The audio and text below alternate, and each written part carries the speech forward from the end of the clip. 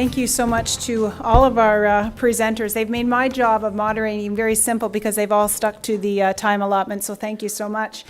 And I heard, I think it was Beth say that, you know, the process is eloquently simple and yet complex at the same time. I thought she was talking about me for a moment, but then I realized it was about the process, and I thought it's so true. You know, even trying to get up here and explain accreditation, you know, you can talk about it in really simple terms and it sounds like it's kind of this moment of time event, and then as you take a look at it, you realize how complex it is, but what a tremendous impact it has on our sector. So I know there's lots of people in the room that have already made that commitment to move forward with quality, and would encourage anyone that hasn't to speak to some of your colleagues and to really understand the benefits of that process. So moving on, I think as I said in the introduction, we had provided to the panel members 4 questions that we asked them to consider and speak to today. And the questions really talk about the relationship between the quality indicators that their organization offers and the quality assurance measures. And there's some overlap to the questions, but I think the way they're structured, it allows them to kind of speak to some unique features about them. So I'm going to pose the question. We'll work on question 1. The time frame for this is really tight. I've told each of them they have a minute and a half per answer per question. So I don't even know that I can hit my start and stop button that quickly, but we'll see what we can do to try to keep things on time. The first question is there a direct link between agencies' requirements to demonstrate quality during an accreditation review and MCSSS quality assurance measures? And what is the difference between the two processes? So for this question, I'm going to start with Janelle and ask that you speak to that first, and then we'll move on to our next presenter. But first, I want to mention that I think what's really important here in answering this question is the backdrop. I want to provide a backdrop that research indicates that a strong quality management system, okay, so in this case, Ontario's quality management system, that it contained both mandatory as well as voluntary components, mechanisms, okay? So they are linked in that way, and by having both something that's mandatory, okay, as well as voluntary in the offering, provides for a more robust system of quality management. Okay, so before I speak to the differences, one thing I want to speak to that's important, though, is what's important is that those aspects of the quality management system, that philosophically the underpinnings are the same. So in this case, where you've got inclusion, right, person-centered planning and so forth, those things should be threaded through the standards of the accreditation organizations as well as the QAM. So they are in sync and they don't differ in that way. They are the same. The focus is a little bit different, though. So this is where the differences come in. QAM, mandatory. Focus, voluntary. QAM, regulatory, right? You must pass. Whereas accreditation is more developmental in nature. Terminology, QAM uses rules in some of their literature. Standards, expectations for focus. There's more of a health and safety as well as a training focus and more prescriptive. The quality assurance measures are more prescriptive in those areas. The focus standards look more at, they're more expansive, I mentioned that, they're more broad, and there's more focus on continuous quality improvement and leadership, okay? Measures are process-oriented, okay? The QAM are more process-oriented. Focus has a much more emphasis on outcomes, okay? QAM, they would ask questions like, is this in place, okay? With focus, it's going to be, and how well is that working for you? Okay, and we're going to ask a variety of stakeholders. With QAM, the people that are asked, it's typically more of an upper management exercise is what I'm told. Whereas you saw from the example that I provided, we go through every key stakeholder that has something at stake in the services is included. Okay. I want to state too where it's requirement-based, okay? Often when something's requirement-based, you get more of a compliance-based effort at the organization, whereas when it is voluntary, that's where you see, if you don't have to do it and you're putting your hand up, that shows a commitment-based effort. I did ask one of our registered organizations that had recently gone through a QAM process, how did it differ? And so I end with her words on this question. She said, we needed to pass QAM. She said, so it was a requirement. With focus, it was a significant achievement. It's our badge of honor we wear on our shirt. Thank you. I'll now turn the question to Dawn. What she said. Seriously, what she said. There's a direct link. I mean, the differences are exactly the same as the differences between any regulatory body and any ministry in this province and an accreditation system. You know, because CARF works in aging services as well, and behavioral health and child and youth. So we work with a lot of different ministries, and we do the same crosswalks. And there's a direct link, the same themes. I'm not familiar with the QAM process, you know, how the steps and how it actually works, at least intimately, I'm not familiar. But I am familiar with the CARF process, and I'm happy to go into any details about that if anyone wants to contact me offline, by email, phone, or right here. So thank you very much. Yeah, I'm glad you went first on that one. Beth, is there something you'd like to add? Yeah, sure. No, okay, is this working? Okay. You're good. Yeah, I had most of the same things written down in my notes. I think, you know, the one thing I talked about is that once in the CQL process, once organizations meet the basics, we engage them in an organizational strengths-based development process. And I think the other big difference for us is the prominence of self-advocates, both on our team and involved at the organizational level in terms of making sure their voice is heard, as well as other stakeholders. But I think the people receiving supports is the key. Thank you. Okay, I'm going to go to the second question, and Beth, I'll ask you to speak to the second question first. Do the tools and resources offered by your agency to promote and build quality in service organizations highlight the linkages between quality indicators and QAM in any way that allows service organizations to communicate this information to the ministry in an effective and meaningful way? Do it again. Here we go. Yes, we have actually, as they have mapped our 3 sets of measures against the MCSS quality assurance measures. I have 25 copies. I have 13 in color and the rest in black and white, once I realized how expensive it was going to get. Not enough for everybody in the room, but certainly anybody who's interested, I'd love for you to come and take a copy.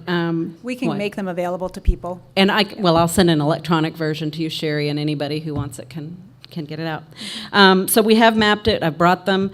I guess the one other thing that I would add is we have always maintained a very transparent process with providers and encouraged them to make that process transparent to their funders as well. And so with a provider's permission, we would be absolutely thrilled if representatives from the Quality Assurance Measures Group wanted to participate, observe in a person-centered excellence accreditation review. Okay. Dawn, do you want to add to that? Sure. The answer is yes. You know, we have a couple of examples across CARF. One that comes to mind is the British Columbia Ministry of Child and Family Development has mandated accreditation. It goes to tender every year, and CARF is one of the choices there. And so there's a really developed, simple process in place there for information linkages between the ministry and the accrediting bodies. Also, right here in our home area, the Ministry of Health and Long-Term Care has a funding incentive for long-term care homes if they're accredited with CARF and one other organization. And so there's a process in place there as well. So we all know, the right hand knows what the left hand's doing, and we have regular meetings with that ministry because of the busyness of that, and we'd welcome that with MCSS as well. The other point I wanted to make is I think the word crosswalk to me, before I got involved in accreditation, was a thing you walked across from one side of the road to the other. But in accreditation, both of my colleagues here have mentioned the fact that we do crosswalks comparing regulations to standards, and we do the same as well. So Okay. Thank you. Thank you. And would you like to speak to that? Sure, I'll keep it brief. So I did mention in the earlier presentation that Focus did very early on, we did a comparative analysis or / crosswalk document.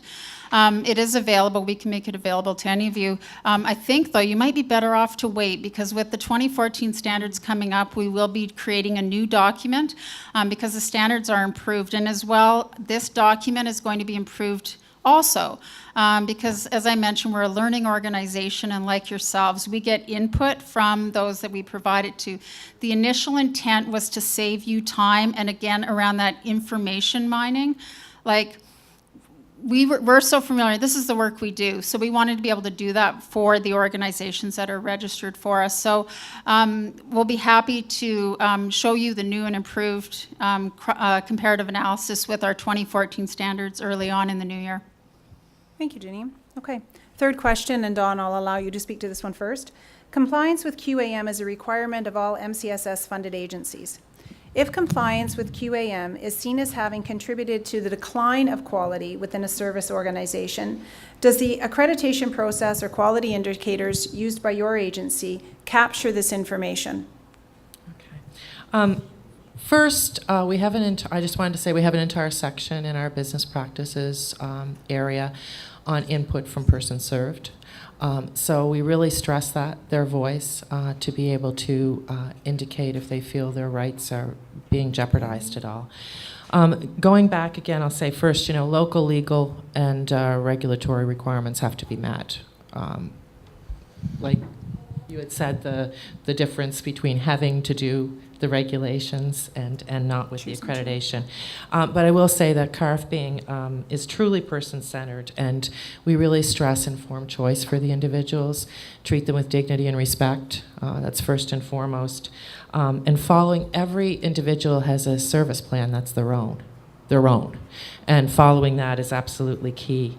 A couple of examples, with financial decisions, the CARF standards state that the person served must request support in that area from they do or their guardian. So there's no stipulation for that. And then another example I thought of, we have 2 sections on medication management, and you have to choose between medication monitoring and medication management. So monitoring is when the person served, self-administers. And those standards are a lot different than if the individual doesn't self-administer. So if they do self-administer, our standards simply ask for documentation, proper storage. They need to be in the fridge. Does it need to be in the cupboard? Where do you keep those medications, labeling, etc., commonsensical standards like that. So I hope that answers the question. Okay. Thank you. Janine, would you like to speak to that? Okay, so is my mic? Yeah, there we go. Okay, so with this one, I approached it a little differently than what Dawn did. The question being, if compliance with QAM, has contributed to a decline in service quality, how would that be managed, right, by focus, if this were to come up during our onsite? And it definitely would, because the focus standards guide our process. And with the 2014 standards, already with the feedback and input we've had, right, we've added some standards around regulations, so around organizations in 3 levels. We look at that the organization's aware of the regulations from the board across the organization, We also look at, are you meeting the regulations, and how receptive are you to those external quality assurance checks, right? So are you acting on recommendations that came out of it? So it would trigger that discussion. We'd be having that discussion.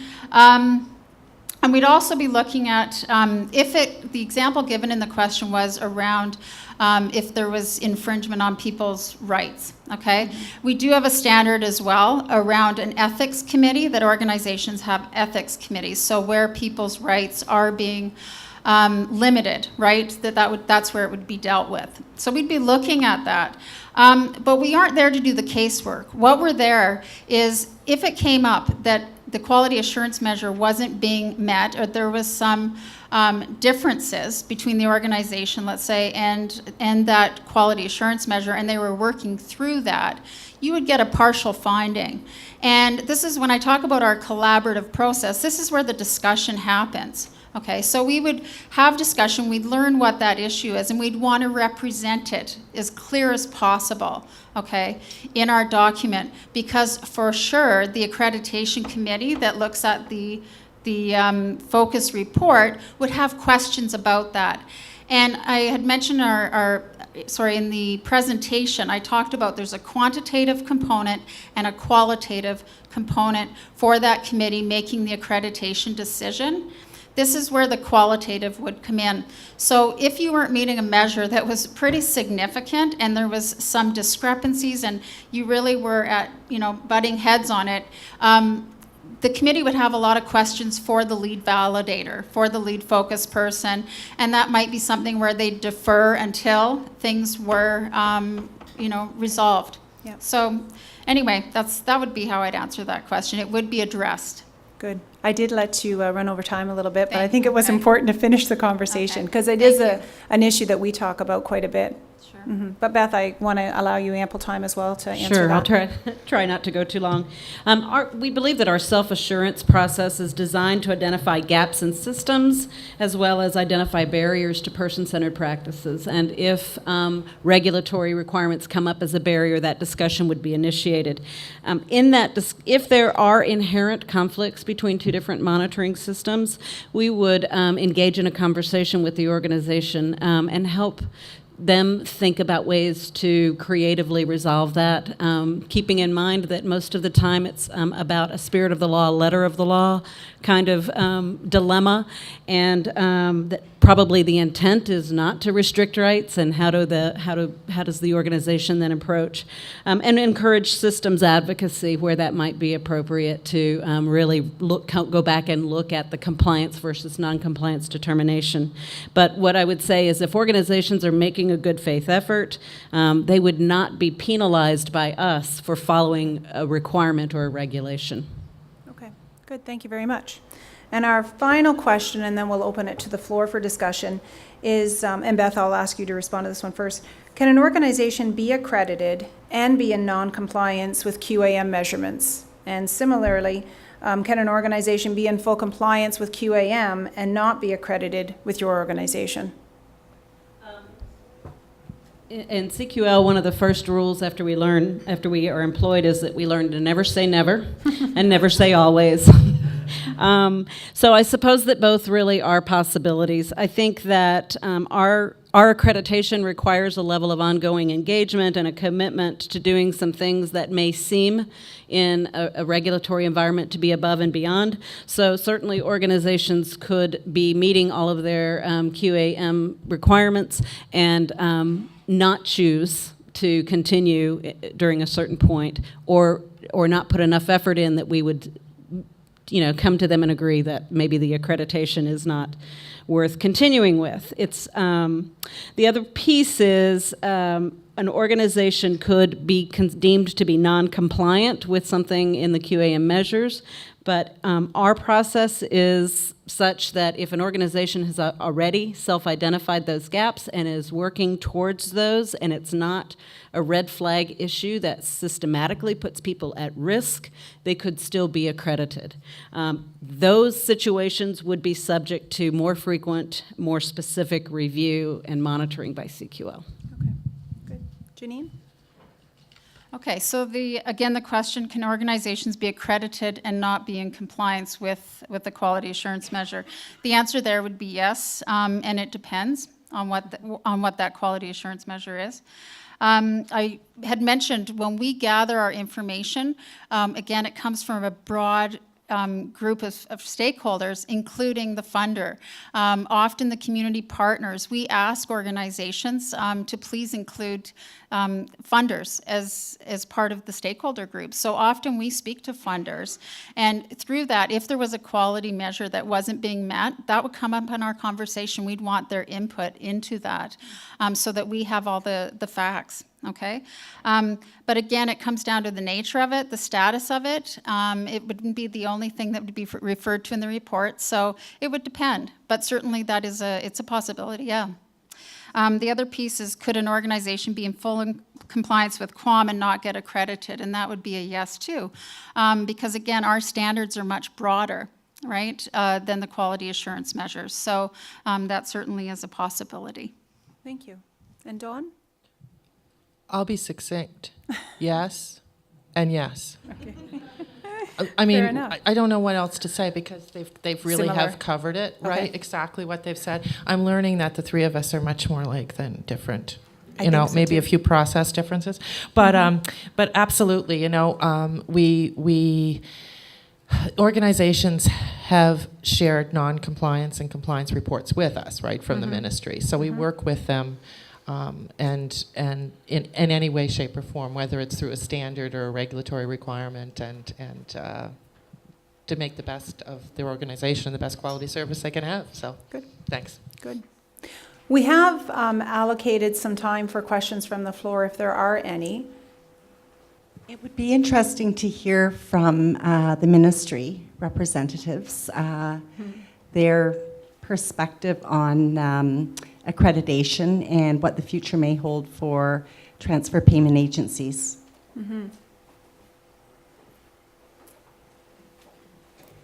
Would you be comfortable? Thank you so much. I'll begin by letting you know that, as John said, I'm Nancy Lytle. I'm the director in the Services and Supports branch. Won't bore you with how that sits in that great maze of bureaucracy. But, nor do I want to take away panel time, because it is important, I think, that you hear about the accreditation process. First and foremost, my favorite question posed was the one of how are we different and how are we the same, and can you be in compliance, and because it's absolutely accurate. We're measuring different things. So this was our opportunity to come and hear about the three vendors, can I call you that are out there offering their services to you. And we really appreciate the opportunity to be here as learning partners as well. You would have heard John reference our partnership through the provincial network. Some of your folks sit on that working group. Again, another forum for us to be exchanging some of those learnings. So we absolutely welcome the opportunity. Thank you for inviting us. And again, really commend the panel for a job well done. Thank you very much.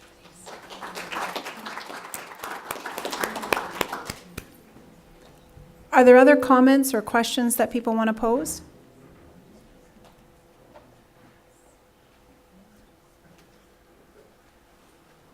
Okay. Sure. I'd be interested in knowing how many agencies have been involved with accreditation. Just as Like are accredited specifically, yeah, either or have gone been through the accredited process? or gone through the process. Yeah, maybe just with a show of hands. Raise your hands if your service organization has been accredited or is in the process of an accreditation review, like has a pending one. Yeah, it's a good show of hands. Yeah, I think that's tremendous because, I mean, we all know in our sector, accreditation reviews aren't mandatory, and to choose to go through that process and the scrutiny of having, you know, external people come in and review your services can be pretty intimidating.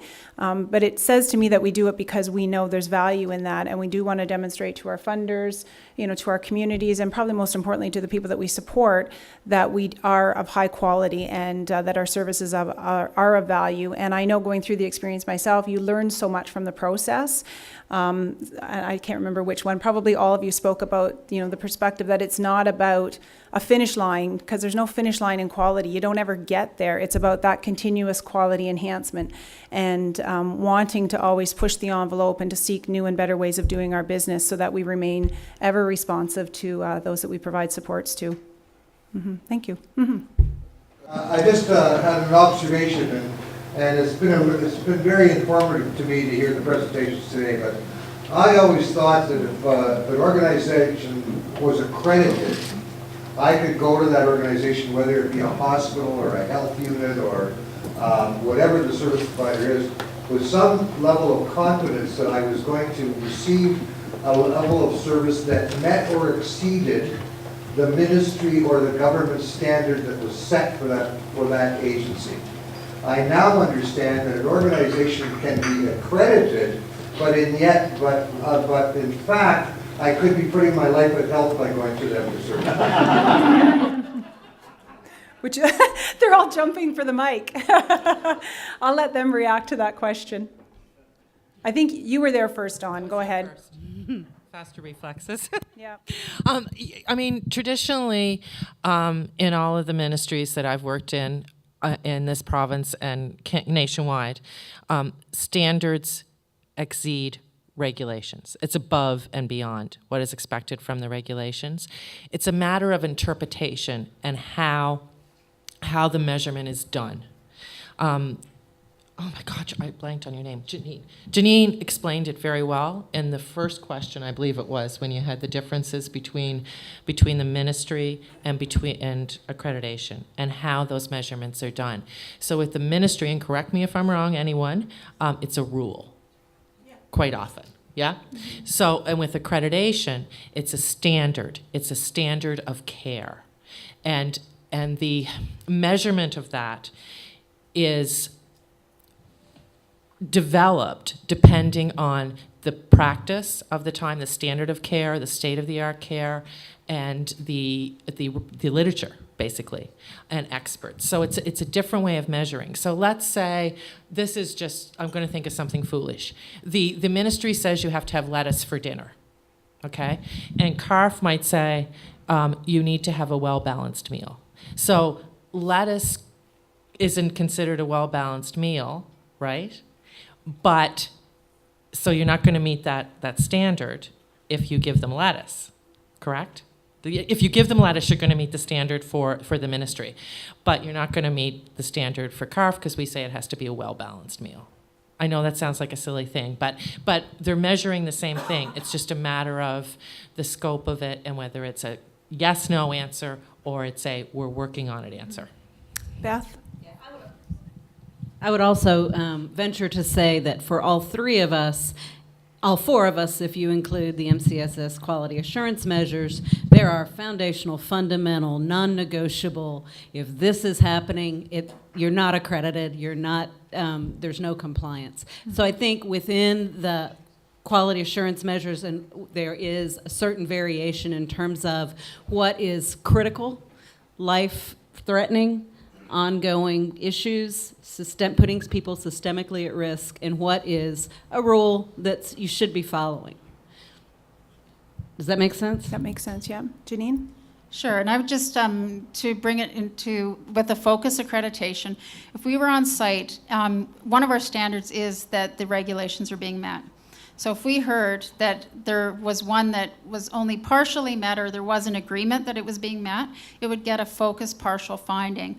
What I was saying, it would depend on the nature of that and the status of it. Okay, so the accreditation committee, we have a teleconference with the committee for an hour long and we answer their questions.